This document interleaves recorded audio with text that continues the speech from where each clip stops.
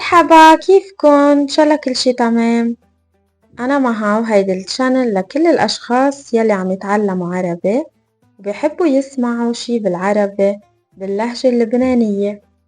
مثل العادة أنا ما رح أحكي كتير بسرعة بهيدا البودكاست، رح أحكي على مهلة وإنتو فيكن تسمعوني بأي وقت. فيكن تسمعوني بالشغل، فيكن تسمعوني بالمكتب، فيكن تسمعوني بالسيارة، بالبيت، فيكن تسمعوني بأي وقت. وهيدا البودكاست كتير رح يساعدكن تفهموا عربي وخاصة اللهجة اللبنانية أكتر.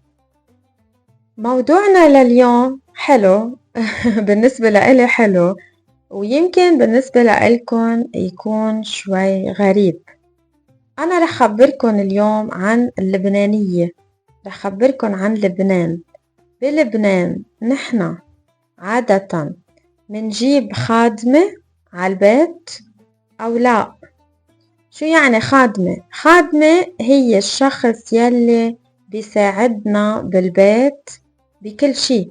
يعني هيدي الخادمة عادة هي تشتغل كل شي بالبيت، بتساعدنا مع الولاد، تعمل أكل. يعني هذه هي الخادمة. أوكي، فهلأ رح خبركن نحنا بلبنان أيمتى منجيب خادمة عالبيت. هيدي الخادمة عادة كمان بتجي من برا، يعني بتجي من بلد تاني مش من لبنان. عادة الخادمة بتكون مش لبنانية. ف أيمتى منجيب خادمة عالبيت وليش وكيف هيدي الخادمة بتجي، رح خبركن كل هيدي الاشياء. كمان رح خبركن أنا شو رأيي بهيدا الموضوع. يعني أنا بالنسبة لإلي هيدا الشي منيح أو مش منيح، مزبوط أو مش مزبوط، أنا بحب أعمل هيدا الشي أو لا. رح أعطيكن رأيي بالآخر. أوكي، ويلا جاهزين؟ خلينا نبلش.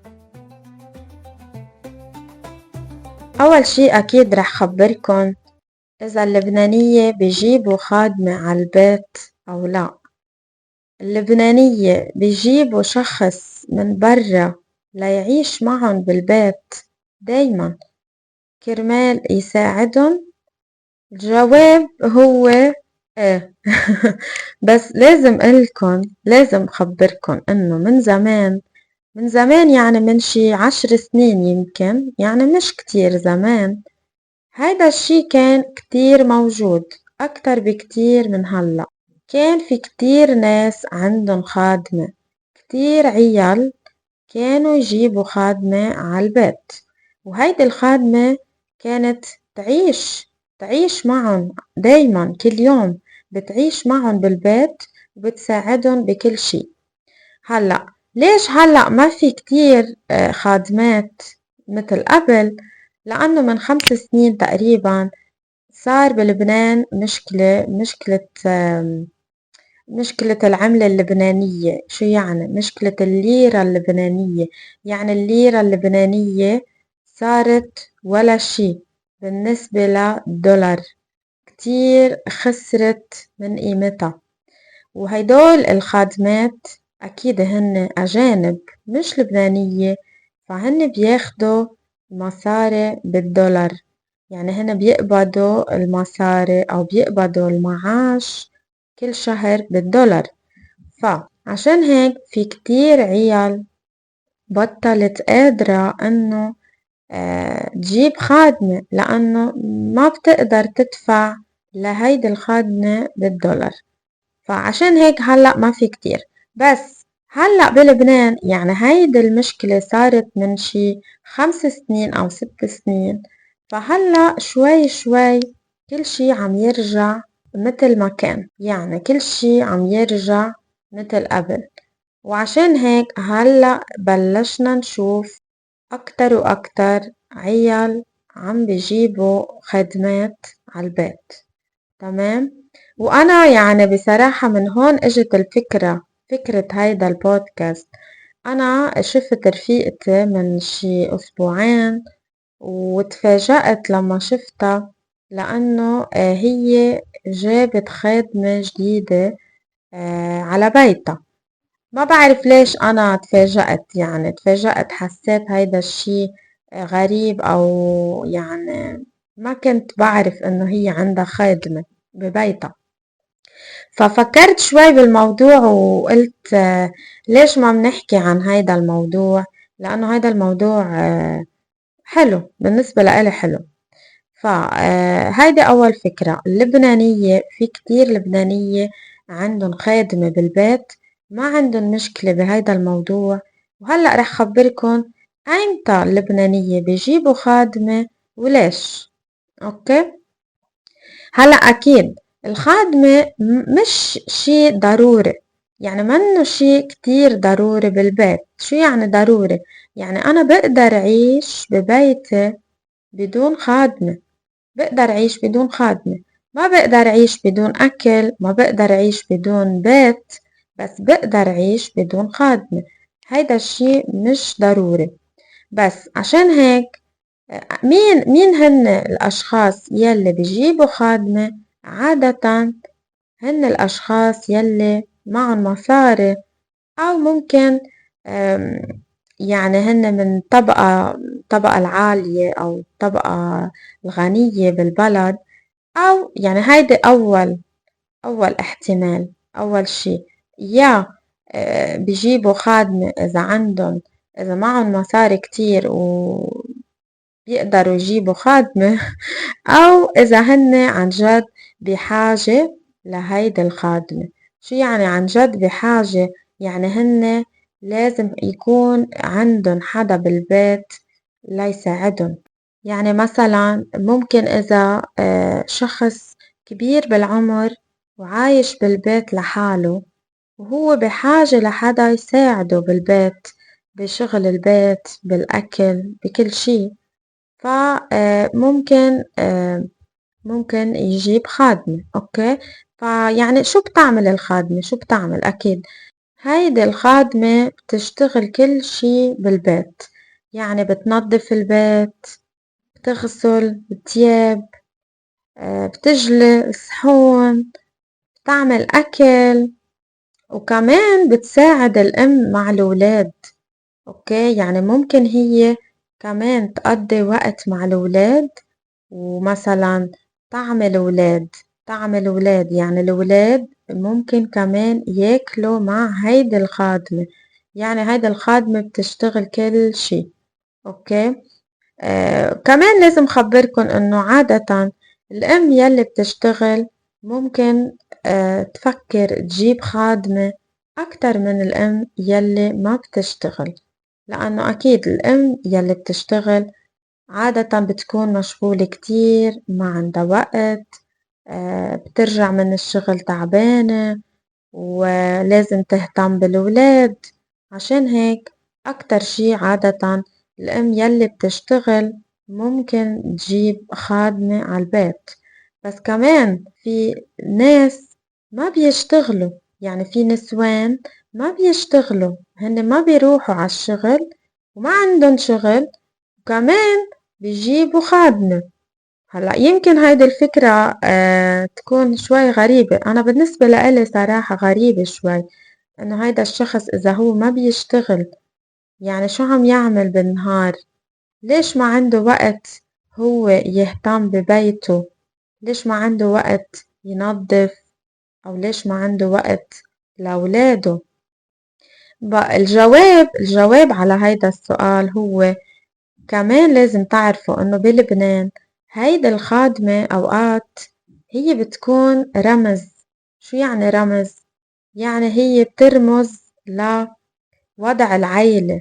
شو يعني؟ يعني نحن لما نشوف عيلة مع خادمة دغري بنقول هيدي العيلة معها مصاري، هدول الناس وضعهم منيح، عندهم خادمة، لأنه الخادمة مش ضرورية.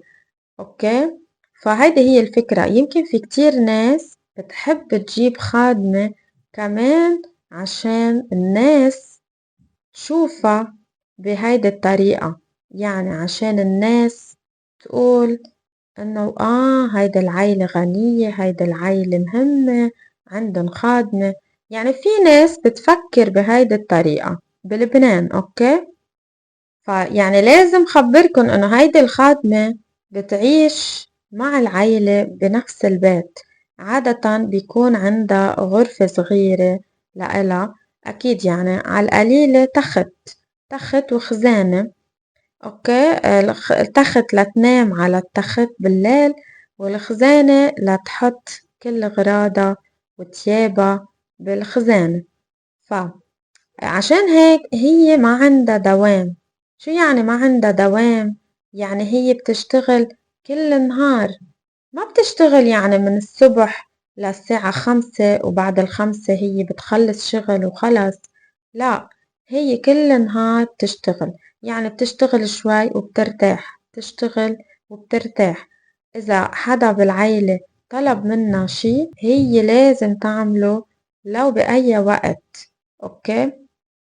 فما في عندها دوام معين، ما في عندها ساعات معينة تشتغل فيهم، وما في عندها وقت معين لترتاح. فهيدي هي الخادمة بلبنان. في شغلة كمان لازم قلكن إياها، إنه الخادمة عادة ما بتظهر لحالها من البيت. يعني الخادمة عادة بتقضي كل وقتها بالبيت، يعني هي بتعيش بالبيت، بتكون بالبيت كل يوم. أكيد إذا ظهرت العيلة الخادمة بتظهر مع العيلة عادة. يعني إذا هيدي الخادمة ممكن يعني تساعد العيلة بأي شي بتظهر مع العيلة، وإذا لا بتبقى بالبيت. بس هي ما فيها تظهر من البيت يعني وقت اللي بدها يعني بأي وقت هي بدها تظهر فيها تظهر. لا، هيدا الشي عادة ما بيكون هيك، هيدا الشي عادة ما بيصير. اوكي، هلأ رح خبركن هيدول الخادمات من وين بيجوا. عادة بلبنان أكترية الخادمات أو أغلبية الخادمات بيجوا من إثيوبيا، بيجوا من الفلبين، بيجوا من سريلانكا، بيجوا من بنغلاديش، أوكي. فعشان هيك عادة هيدول الخادمات ما بيحكوا عربي. عادة هن بيجوا على لبنان ما بيحكوا عربي، ويمكن بيحكوا إنجليزي ويمكن لا، يعني كمان يمكن ما يكونوا بيحكوا إنجليزي. وكيف بيجوا هيدول الخادمات؟ يعني كيف بيوصلوا على لبنان؟ بلبنان عادة بيكون في مكتب، وهيدا المكتب هو بيعمل كل شي. يعني هيدا المكتب في عنده ناس بيشتغلوا فيه، وهيدول الناس هن بيشتغلوا بيعملوا كل شي. هن بيعملوا كل شي، هن بيجيبوا هيدا الشخص من برا، هن بيعملوا الفيزا، بيعملوا الإقامة، بيعملوا كل شي، أوكي. فنحنا منروح على المكتب ومنقلن نحنا بدنا خادمة، وممكن نحنا كمان نقلن أنا بدي خادمة من هيدا البلد، بدي خادمة صغيرة، بدي خادمة مثلا مش مجوزة، أو بدي خادمة ما عندها أولاد. يعني أنا بقلن وبدفع مصاري والخادمة بتجي على لبنان. وهيدا الشي على فكرة مش رخيص. يعني أنا إذا بدي أجيب خادمة بدي أدفع مبلغ مش صغير. يعني ما بعرف هلأ أنا قديه بالضبط، بس ممكن $2000 تقريبا، لأنه بدي أدفع حق تيكت، بدي أدفع حق الفيزا، بدي أدفع حق ما بعرف إشيا كتير لتوصل هيدي الخادمة على لبنان. بدي أدفع كتير مصاري، كمان بدي أدفع مصاري للمكتب، لهيدول الناس يلي هن عم يشتغلوا بالمكتب ويلي هن عم بفتشوا على الخادمة، أوكي. هلأ أنا بالنسبة لإلي برأيي آم، ليش يعني اللبنانية كمان بيجيبوا الخادمة على البيت؟ يعني هن ليش بحبوا إنه يكون عندهم خادمة بلبنان؟ مثل ما خبرتكن قبل كتير بنهتم بالضيف. يعني لما يجي حدا لعنا على البيت نحنا لازم نهتم فيه. كمان لازم يكون بيتنا نضيف، يعني لازم يكون بيتنا نضيف بكل الأوقات، لأنه ممكن يجي لعنا ضيف فجأة. فيمكن عشان هيك اللبنانية بيحبوا الخادمة، وبيحبوا إنه البيت يكون دايما نضيف وكل شي تمام. يعني ما بعرف، ممكن كمان. هلأ أنا بالنسبة لإلي رح خبركن أنا شو رأيي بهيدا الموضوع. أنا بالنسبة لإلي أبدا أبدا أبدا ما بحب هيدي الفكرة، وأبدا مش ممكن، يعني مش ممكن أنا جيب خادمة لعندي على البيت، يعني مستحيل. مش ممكن أو مستحيل. ليش؟ في عندي كتير كتير كتير أسباب. يعني مثلا أول سبب، أنا إذا بدي جيب هيدي الخادمة على بيتي، هيدي الخادمة رح تعيش معي كل الوقت، كل يوم، من الصبح لبالليل، من الصبح لعشية. يعني أنا ما بقدر أعمل شي. يعني أنا كيف قاعدة ببيتي وقاعد معي شخص غريب؟ يعني أنا ما عندي خصوصية. شو يعني ما عندي خصوصية؟ يعني أنا ما بقدر أعمل يلي بدي إياه كل الوقت، لأنه في معي شخص بالبيت عايش معي، ما عندي خصوصية أنا. يعني هيدا الشخص بالنهاية ما رح يكون كل نهار قاعد بغرفة وحدة. يعني هي بدها تشتغل بالبيت، يعني رح تكون بالبيت موجودة كل الوقت بكل الغرف، بالمطبخ، بالصالون، بغرفة النوم. يعني هي رح تنظف كل يوم. فأنا ما بحب هيدا الشي، أنا ما بيكون عندي خصوصية. كمان الخادمة ما رح يكون عندها خصوصية، يعني نفس الفكرة. هيدي أول شغلة. تاني شغلة، كيف أنا بدي أجيب شخص غريب عني وكيف بدي أجيبه على بيتي؟ يعني أنا هيدا الشخص ما بعرفه وما بعرف عنه شي. كيف بدي أجيبه على البيت ويسكن معي؟ يعني كيف؟ يعني هاي الفكرة أنا بالنسبة لإلي كتير غريبة. ما بعرف ليش ما بقدر أتقبلها، ما بقدر أتقبلها. وما بفهمها يعني. أوكي. كمان في شغلة تانية، إنه هيدول الخادمات كمان ما بيحكوا دايما عربي وما بيحكوا إنجليزي. يعني كتير صعبة أنا إذا بدي أحكي معها، كتير صعبة، وهي يمكن تاخد كتير وقت طويل لتتعلم اللغة ولتفهم ولتفهم علي أنا شو بدي منها. أوكي. كمان في شغلة كتير مهمة، هي الولاد.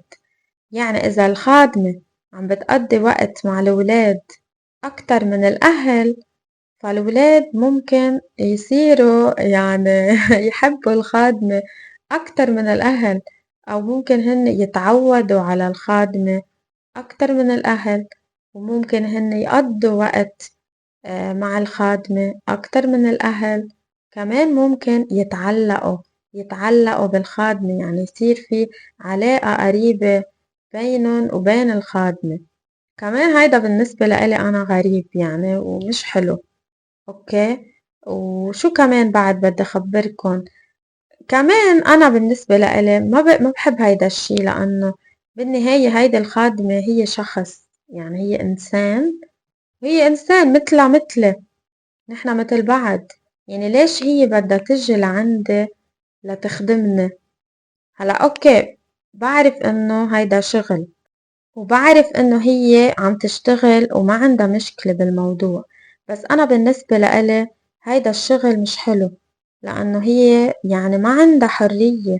ما عندها حرية، يعني هي مش حرة.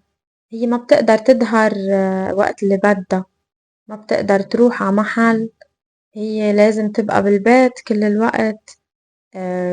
يعني ما بعرف. هيدا الشغل كمان ما عندها دوام، يعني بتشتغل الصبح بترتاح بعد الظهر، هي بتشتغل كل نهار. يعني ما بعرف شو هيدا الشغل صراحة. ما بعرف، أنا ما بحب أبدا، ما بحب هيدا الشي. يعني أنا شخصيا بالنسبة لإلي هيدا الموضوع ما بحبه. يعني أنا بقدر نظف بيتي.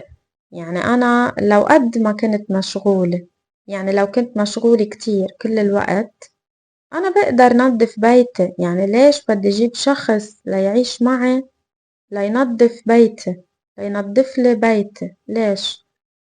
ايه، فهيدا هو رأيي أنا بصراحة. بس كمان لازم أقول شغلة، إنه في ناس عن جد هن بحاجة. إذا هن بحاجة لحدا يساعدن يعني مش غلط. بس إذا هن مش بحاجة لهيدا الشخص يعني لشو؟ مش ضروري. أنا هيدا رأيي. وفي كتير ناس عن جد هن مش بحاجة، مش بحاجة، بس بحبوا هيدا الشي، بحبوا الناس تفكر إنه هن معهم كتير مصاري، أو إنه هن يعني الوضع وضعهم كتير منيح وهيك. فخبروني انتو ببلدكن في عندكن خادمة؟ يعني عادة الناس بتجيب خادمة على البيت أو لا؟ خبرونا انتو شو رأيكم، اذا بتحبوا هيدا الشي او ما بتحبوه. وبدي ارجع اقول ميرسي كتير لكل الاشخاص يلي عم يدعموني على باتريون، وشكرا على تعليقاتكم. وانا بشوفكم ببودكاست جديد.